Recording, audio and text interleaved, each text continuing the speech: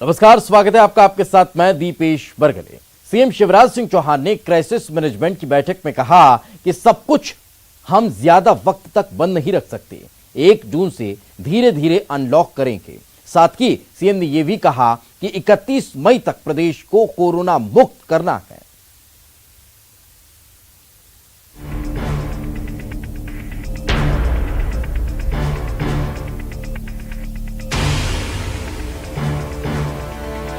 MP के कई जिलों में अगले 10 दिन का सख्त कर्फ्यू है। एमपी में शिवराज सरकार का कोरोना से निपटने के लिए मजबूत दांव। टारगेट 31 मई तक हर जिले को करना है कोरोना मुक्त। आज भोपाल में भी कोरोना कर्फ्यू 1 जून तक बढ़ा दिया गया। सरकार की रणनीति ये कि जिलों के ग्रीन कैटेगरी में आने पर वहां ढील दी जाए। और मैंने अलग अलग भी चर्चाओं में आप लोगों से कहा कि हम अनंत काल तक बंद नहीं रख सकते।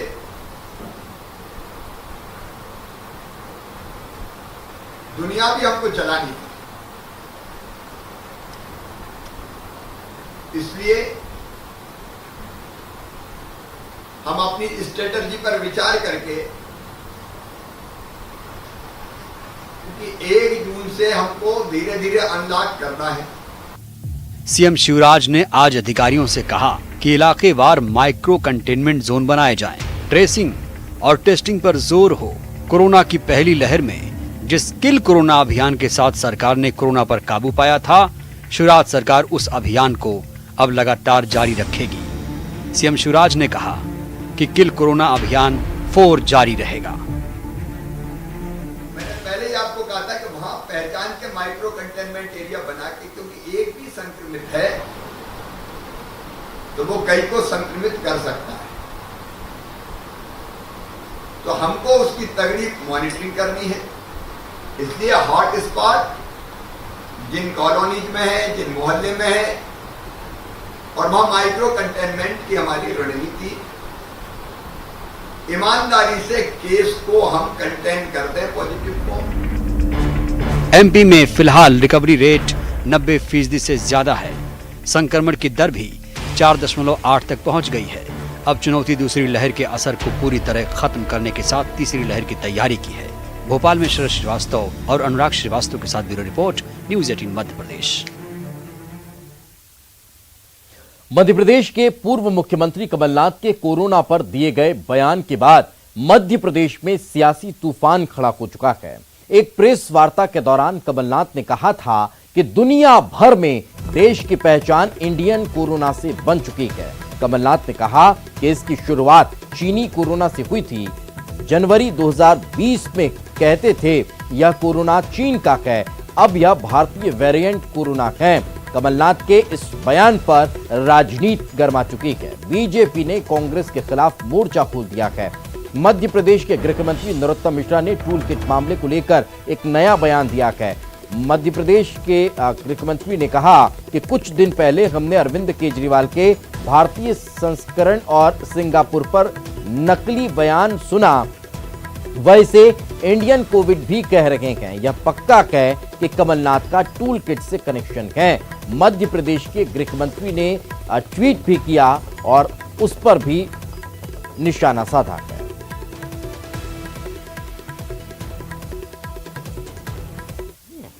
पर पूरे विश्व को मूर्ख बना रहे।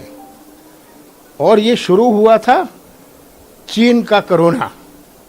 आज भारत इतना महान बन गया कि अब इंडियन वेरिएंट कोरोना, विश्व के प्रधानमंत्री और राष्ट्रपति आज इंडियन वेरिएंट कोरोना से डरे हुए हैं। देशों ने बैन कर दिया, सिंगापुर देश जैसे देश ने बैन कर दिया। जो हमारे बच्चे स्कूल जा रहे थे, मुझे तो किसी ने बताया कि जिसको कॉलेज में एडमिशन हो गई थी, उन्होंने कहा आप इंडिया से आ रहे हैं, आप इंडियन वेरिएंट ले आएंगे तो आपकी एडमिशन कैंसिल। सर, बीजेपी तो कह रही है कि ये जो इंडियन वेरिएंट वाली बात है ये कांग्रेस का, ये कौन सा टूल किट है? ये तो खुद कह रहे हैं। ये क्या विश्व के सब देश पागल हो गए हैं? हमारे साइंटिस्ट कह रहे हैं, खाली बीजेपी की सलाहकार। ये भी इंडियन कोरोना कह रहे हैं।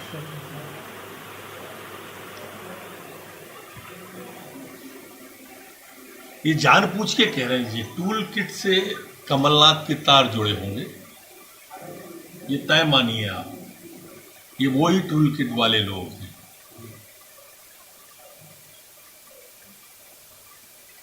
हर जगह वहां सवाल उठाना जहां देश का अपमान।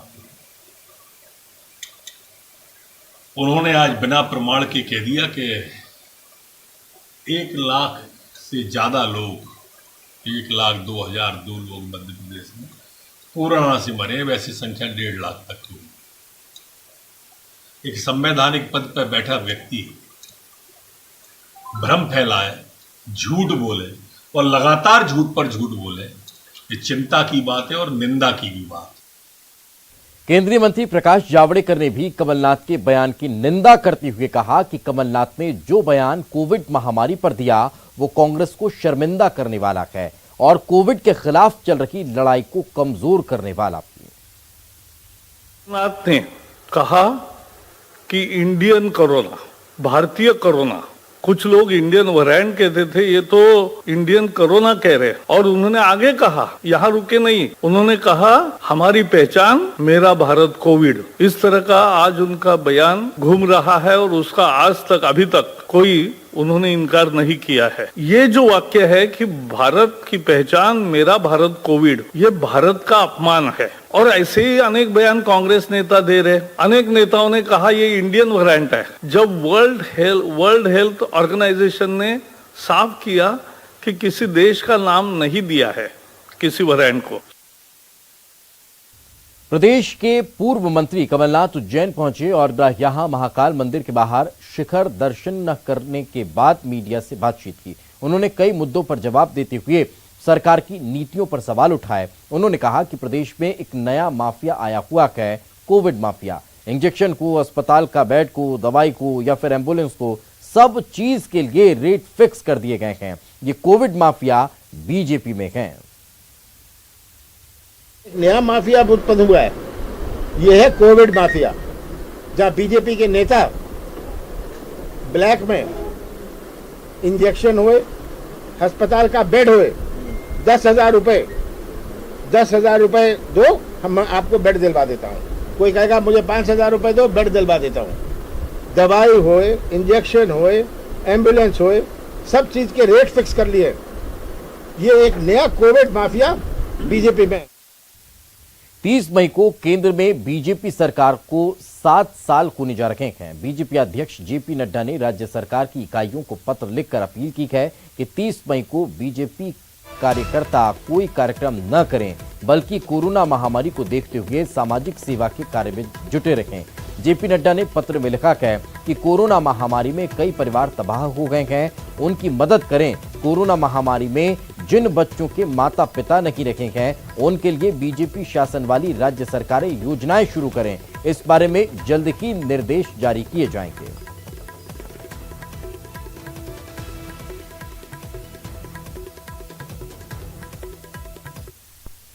खबर जबलपुर से, जहां पुलिस की जांच में चौंकाने वाले खुलासे सामने आए हैं। सिटी अस्पताल में 171 मरीजों को 209 नकली रेमडेसिविर इंजेक्शन लगा दिए गए। प्राथमिक तौर पर करीब 9 मरीजों की इस नकली रेमडेसिविर की वजह से जान जाने का मामला भी सामने आया है। नौकरों की निशानदेही पर नकली रेमडेसिविर इंजेक्शन के 200 टूटी हुई खेप भी बरामद हुई है। पुलिस अधीक्षक सिद्धार्थ बहुगुणा ने इस पूरे मामले की पुष्टि की है। सिटी अस्पताल के अकाउंटेंट को पुलिस ने तलब किया है। इंजेक्शन के स्टॉक रजिस्टर, बैलेंस शीट सहित अन्य दस्तावेजों में भी छेड़छाड़ के सबूत मिले हैं। पुलिस ने पूछताछ शुरू कर दी है और जांच में कई और महत्वपूर्ण खुलासे अब होने की उम्मीद है। एक बड़ा खुलासा ये निकलकर सामने आ रहा है कि बताया ये गया है 171 मरीजों को 209 नकली रेमडेसिविर इंजेक्शन लगा दिए गए।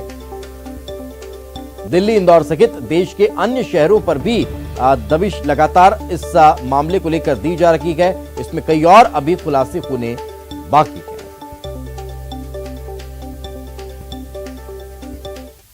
द्वारा ये बताया गया था कि कुछ जो एंट्रीज हैं, वो जो अकाउंट का जो सॉफ्टवेयर है जिसकी अभी हमारी टीम ने जांच की है, उसमें उनको ये निर्देशित किया गया था मुखा के द्वारा कि इसमें जिन में वो रेमडेसिविर के इंजेक्शन लग गए जो फेक वाले, उनकी एंट्रीज को डिलीट करना है, ये उन्होंने बयानों में बताया है। और उस तारतम्य में जब इनके लेजर अकाउंट चेक किए गए, उनकी हार्ड कॉपी चेक की गई और फिर जो सॉफ्टवेयर जो चेक किया गया, उसमें कुछ हमको एविडेंस मिले हैं कि ऐसा हुआ है। तो सॉफ्टवेयर के कुछ ट्रेल्स हैं, वो भी उसका भी परीक्षण कर रहे हैं और हमें इसमें ये चीज़ें जो है जैसा आपने पूछा वो परिलक्षित हुई हैं। इसके रिकवरी के लिए भी जो साइबर एक्सपर्ट्स हैं उनको भी हमने। तो और ज्यादा जानकारी के साथ हमारे सहयोगी प्रतीक हमारे साथ जुड़े हुए हैं। प्रतीक, इस बड़े खुलासे के बाद अब जांच किस तरह से और आगे बढ़ने वाली है?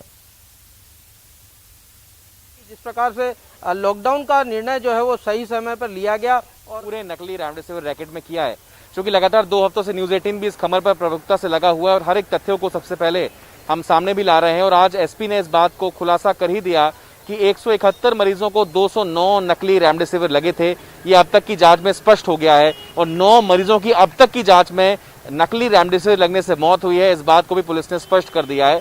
बहरहाल ये आंकड़ा बढ़ भी सकता है। अभी फिलहाल जितने भी अपराधी इसमें गिरफ्तार किए गए हैं सब जेल में हैं। हरकरण मोखा लिदे के जो सरबजीत सिंह मोखा सिटी अस्पताल के संचालक है, उनका बेटा है, वो फिलहाल फरार बताया जा रहा है, जिसकी धरपकड़ के लिए अलग अलग टीमें जो है रवाना कर दी गई हैं।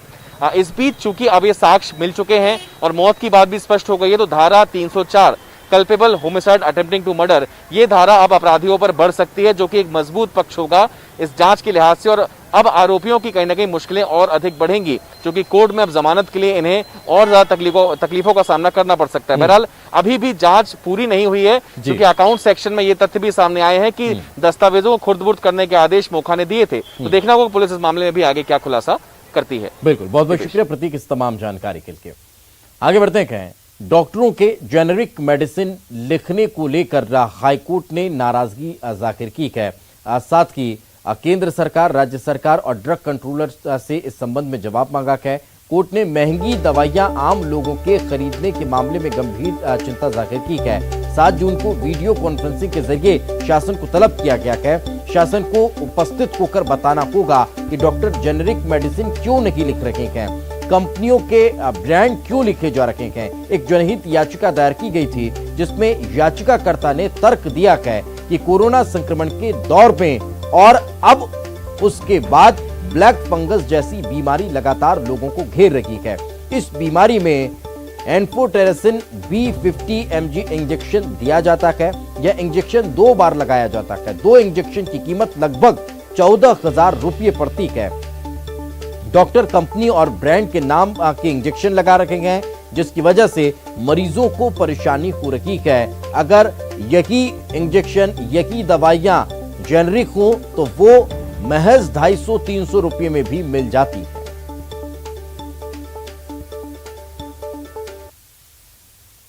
और वक्त एक छोटे से ब्रेक का, खबरें के बाद जल्द हाजिर होंगे।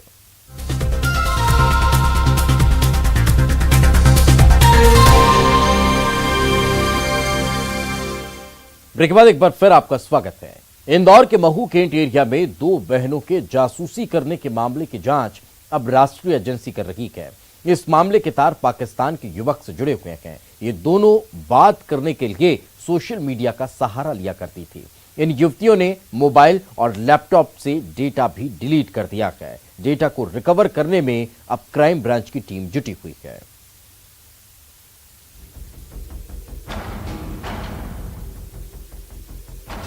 कैंट एरिया में सुरक्षा में सेंधमारी, संदिग्ध युवतियों का क्या है राज, सगी बहनें क्या रच रही थी साजिश, मोबाइल की हो रही पड़ताल, क्या मोबाइल में कैद है राज, एमपी में जासूस। इंदौर से लगा महू आर्मी कैंट एरिया है। सेना की छावनी, सुरक्षा व्यवस्था का तगड़ा इंतजाम, जहां परिंदा भी पर न मार सकता है। महू में आर्मी का बड़ा सेंटर है। सुरक्षा के लिहाज से बेहद महत्वपूर्ण इलाका है। महू इलाके में 3 संदिग्ध लोग जांच एजेंसी के रडार पर आए, जिनसे पूछताछ जारी है। सूत्रों की माने तो मिलिट्री इंटेलिजेंस को कुछ संदिग्ध गतिविधियों का इनपुट मिला था। दरअसल इलाके से जिन 3 संदिग्ध लोगों से पूछताछ चल रही है, उसमें 2 युवतियां हैं जो सगी बहनें हैं और एक तीसरे संदिग्ध के बारे में पड़ताल जारी है। जो प्रारंभिक जानकारी मिली है उसको अलग अलग टीमें उस बिंदु को तस्दीक कर रही हैं। उसमें वहाँ की मिलिट्री इंटेलिजेंस भी है, बाकी पुलिस भी है, क्राइम ब्रांच भी है। कई टीमें उसमें अलग अलग तथ्यों की तस्दीक कर रही हैं। तफ्तीक होने के बाद ऐसे जो मामले होते हैं, मुख्तवा तथ्य होते हैं, तथ्यों की पड़ताल करनी पड़ती है, उनको को रिलेट करना पड़ता है, उनको एक दूसरे से क्रॉस चेक करना पड़ता है। इन सारी चीज़ों की पुष्टि होने के बाद ही प्रमाणिक तौर पर इनके बारे में कहा जा सकता है। बहरहाल जो तथ्य मिले हैं उसके बारे में अलग अलग टीमें काफ़ी चुस्ती से उसमें काम कर रही हैं। अगर उसमें कुछ ऐसे तथ्यों की पुष्टि होगी तो उसमें निश्चित तौर पे आपके साथ अग्रिम जानकारी शेयर की जाएगी। बहरहाल हर पक्ष पे, हर पहलू पर पुलिस गंभीरता से जांच कर रही है। सूत्रों की माने तो कुछ ऐसे तथ्य जांच एजेंसी के हाथ लगे हैं जिसमें जम्मू कश्मीर के किसी युवक से मोबाइल पर बात चल रही थी, चैटिंग भी, जिसमें जांच एजेंसियों को इसकी गतिविधियां संदिग्ध लग रही हैं, जिसकी जांच जारी है। एक युवती मिलिट्री साइंस की स्टूडेंट भी है। इनके मोबाइल फोन की पड़ताल की जा रही है। क्या किसी साजिश का ये युवतियां हिस्सा हैं या फिर सच बिल्कुल अलग है? चैटिंग में आखिर कौन सा राज कैद है? सच क्या है? इसकी पड़ताल जारी है। इंदौर से विकास सिंह चौहान के साथ bureau report, news 18 Madhya Pradesh Chhattisgarh. एक ऐसी खतरनाक बीमारी जो जन्म के साथ ही मौत का खौफ देती है। हर गुजरे दिन के साथ जिंदगी की आस मिटती जाती है। ज्यादा से ज्यादा 3 साल की जिंदगी, वो भी तकलीफ से भरी हुई। सिर्फ एक इलाज है इस बीमारी का, लेकिन उसकी कीमत है 16 करोड़।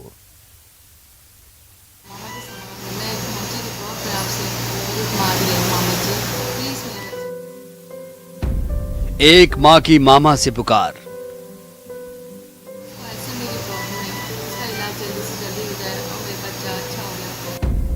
मदद के लिए तड़पती आवाज।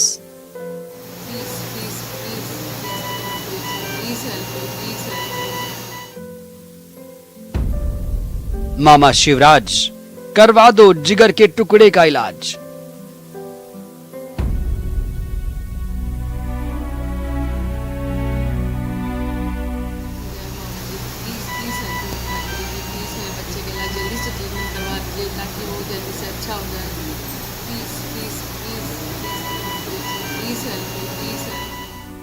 सिर्फ 9 महीने का तो है वो, अभी तो ठीक से आंखें भी नहीं खोली। माँ के कलेजे का टुकड़ा है, लेकिन उसकी हालत देख कलेजा फटा जा रहा है। वेंटिलेटर के सहारे सांसें ले रहे बच्चे को देख इस माँ पर क्या बीत रही होगी, ये सोच कर भी कलेजा बैठने लगता है। दुनिया की दुर्लभ और खतरनाक बीमारियों में से एक स्पाइनल मस्कुलर एट्रोफी नाम की बीमारी से जूझ रहा है ये मासूम। किसी भी बीमारी का इलाज दवा से होता है, लेकिन कई बार ये दवाएं इतनी महंगी होती हैं कि आम इंसान इनकी कीमत के बारे में सोच भी नहीं सकता। SMA टाइप 1 नाम की इस बीमारी के मामले में भी कुछ ऐसा ही है। इसकी दवा की एक डोज की कीमत करीब 16 करोड़ रुपए है। हालांकि दावा है कि एक डोज से ये बीमारी ठीक हो सकती है, लेकिन इस माँ के पास इतने पैसे कहाँ, इसलिए गुहार मामा से लगाई जा रही है। फिलहाल 9 महीने का आयुष जबलपुर के मेडिकल अस्पताल में वेंटिलेटर सपोर्ट पर है।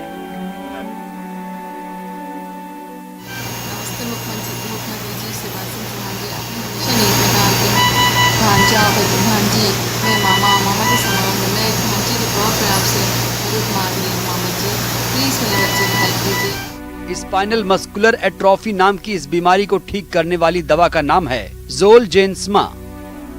इस बीमारी में बच्चे को रीढ़ की हड्डी से संबंधित लकवा हो सकता है।